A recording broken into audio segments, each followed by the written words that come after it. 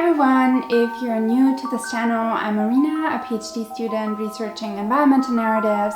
Today I want to talk about a skill that I think is incredibly valuable in today's world: critical thinking.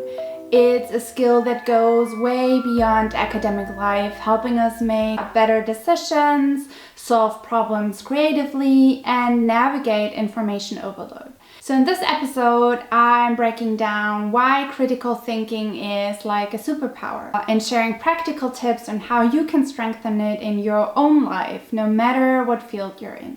Okay, first off, let's define critical thinking. At its core, critical thinking is the ability to analyze information objectively and make a reasoned judgment. It's about looking at things from different perspectives and identifying biases and considering all available evidence before reaching a conclusion. Now, why does it matter? Well, in today's world, we're constantly bombarded with information.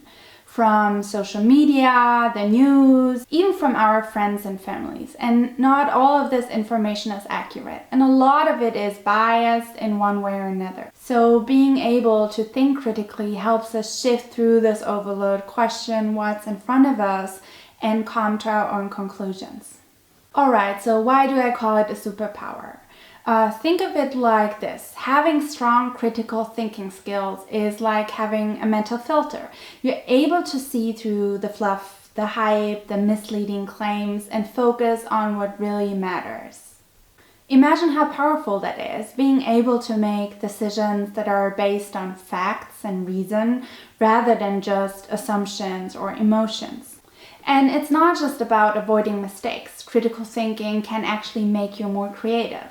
When you analyze ideas from different perspectives, you're more likely to connect dots that others miss. So this is super valuable in any field, whether you're a student, a scientist, an artist, or an entrepreneur. So one of the first steps to develop critical thinking is question assumptions. We all have assumptions about how the world works, but not all of these are based on facts. So next time you come across an opinion, whether it's on social media, in the news, or even something you believe yourself, take a moment to ask, what assumptions am I making here? What evidence do I have to support this? For example, if you hear someone say, only governments can solve climate change, instead of just accepting it, try to question the assumption behind it. Ask yourself, is that really true? Are there examples of communities, nonprofits, or even companies making a difference in climate change? What's the evidence that governments are the only solution? Another important part of critical thinking is to always look for evidence. Not all sources of information are equal. So if you hear something that sounds too good or too bad to be true, dig deeper. What's the source? Is there actual data to back up this claim, or is it just an opinion? A good habit is to practice finding at least 2 reliable sources before you accept something as true. This could mean looking up scientific studies, reading news from reliable outlets, or even just comparing different perspectives on a topic. Because by making this a habit, you train your brain to value evidence over assumption. Next, try to see things from multiple perspectives. This is one of the most challenging parts of critical thinking because it requires us to step outside of our own belief.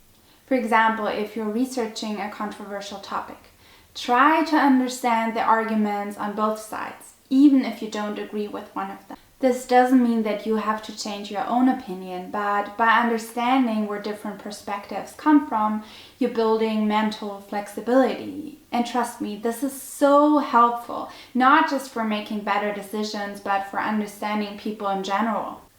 Finally, let's talk about bias. We all have biases. They're part of being human. But critical thinking means recognizing and reflecting on those biases.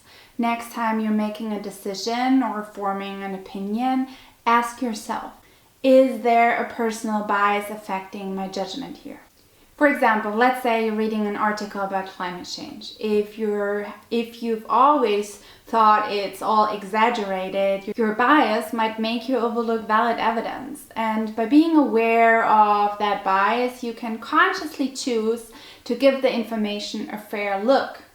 This self-awareness is essential for developing true critical thinking. Those are my tips for developing critical thinking. Question assumptions and look for evidence, consider different perspectives, and reflect on your own biases. Building these skills takes time, but the good news is it's like a muscle. The more you work on it, the stronger it gets.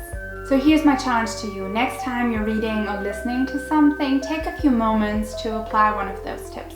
Let me know in the comments how it goes and if you have any other techniques for practicing critical thinking. I love to hear them.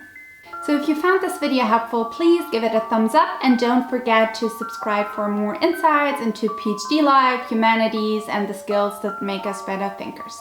Thank you for watching, and I'll see you in the next video.